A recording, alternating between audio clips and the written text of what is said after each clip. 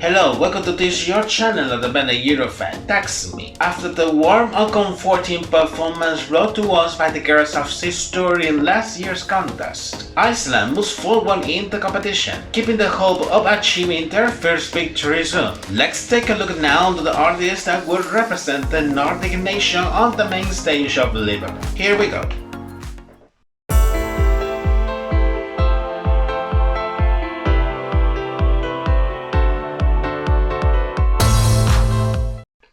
For today's episode, I'm going to review the Icelandic entry for Eurovision 2023, which will be represented by singer Diljá with the song Power. As usual, we start giving a review to her biography and career before landing on British soil.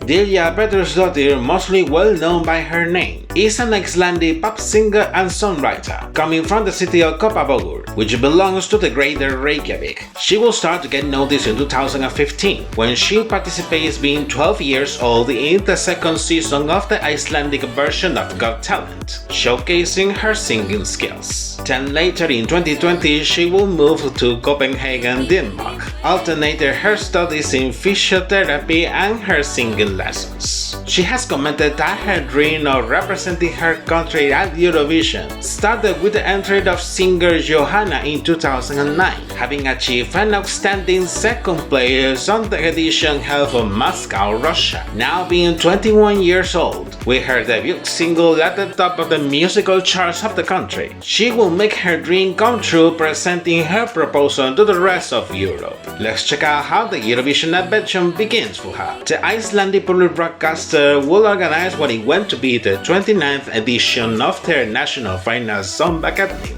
to pick the artist and the song that will represent the country on the United Kingdom. The submission period was open between late August and early October of last year for the Icelandic artists and songwriters who wanted to send their proposals. By the deadline, it was known that the broadcaster received 132 proposals, then later selecting the 10 contestants that will take part in the national final. This will be officially announced in late last January, with Diljá among the chosen contestants. To form another national final will remain the same. Two semi-finals with 5 contestants competing in each one. The two most voted artists by the public qualify to the final show, and a wildcard is granted to one of the artists that did not qualify, with a total of 5 finalists. Diljá will make her first appearance in the first semi-final, being the most voted artist qualifying straight to the final show. Then later in the final show broadcasted in early last March, the winner will be selected with a combination of the votes of the public and a national and international jury in 2 rounds. And in this case, the finalists will perform the song with the languages they will do it in case of representing the country at Eurovision. Diljá having performed the song in Icelandic in the semi-final,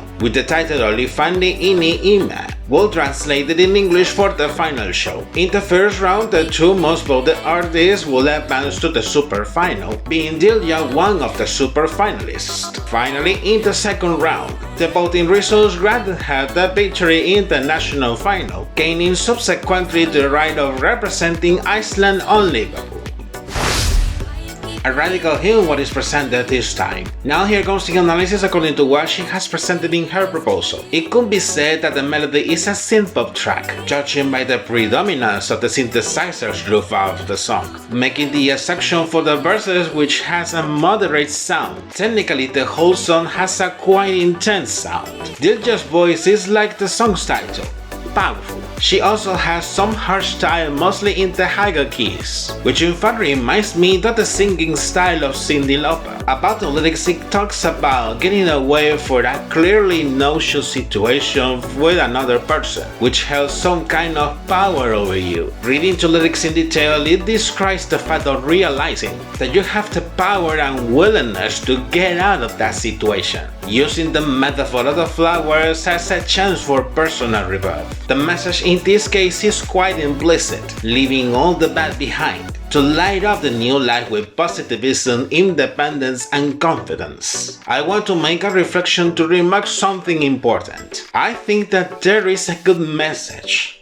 However, it is a message which could not necessarily make the expected effect on some people, mostly if they have received systematic abuse, and there is learned defenselessness, and then with the self-esteem and the state of mind in a very critical state. In this case, it's important to understand that these people need a lot of help with guidance from mental health professionals, accompanying them in the process of the recovery of their self-esteem and their mental stability, so they can get the willingness to get out of that harmful situation. Eventually, with the right treatment and therapies, these people will get again in control of their lives, and they could move forward. Having reviewed the song, now I'm going to analyze her live performance in the national final, which serves as the official music video release for this proposal. At first, she is performing the first verse while she is bent down at the front of the stage, getting up towards the first chorus, showing a boundless energy, often jumping, spinning or kicking. During the moment she is not singing, the spotlights are discreet in this case. There is white smoke on the stage floor, and the visual graphics are showing imagery of visual noise and different flower species. She is wearing a casual outfit in grey blue, combined with a jacket of the same color, which has brilliant stones through the lines of the jacket. The energetic attitude remains mostly the same, taking off the jacket by the final chorus only the end of the performance. Making a summary of the comments, the Icelandic entry for this year raises me some doubts. I mean, the proposal is not bad, but the staging is confusing me because it looks like a performance from a child artist. I think it will fit much better on the entry of a girl singer representing Iceland at Junior Eurovision. In fact, the country is flirting recently with the idea of debuting at the Junior contest, but it's hard to me to fit this proposal in the Senior edition. For the staging in Liverpool, there are not much known details at the moment, and also it's unknown if she will replicate the same one from the national final or if she will take another direction. For now, we will have to wait until she gets on the stage to present her proposal. And you, what do you think about the Icelandic entry for this year? Leave your comments down below so we can follow up the discussion. And this is it for today's episode. Take your time to like this video, subscribe to my channel, enable notifications, and follow me in my social media as well. Take care and see you in the next episode. Bye bye.